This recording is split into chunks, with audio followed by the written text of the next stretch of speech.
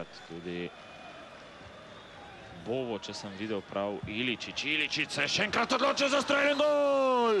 20. minuta srečanja, Josip Iličić, Palermo vodi z 1-0, drugi strel proti vratom slovenskega reprezentanta in prvi zadetek na današnjem srečanju, strelec pa Josip Iličić in vodstvo Palerma z 1-0, takole Pinilja, pa potem mojster maestrale Josip Iličić, fenomenalen zadetek, takole je žoga zarotirala, povsem nemočen je bil ob temle strelu Sebastian Frey, žoga je pravzaprav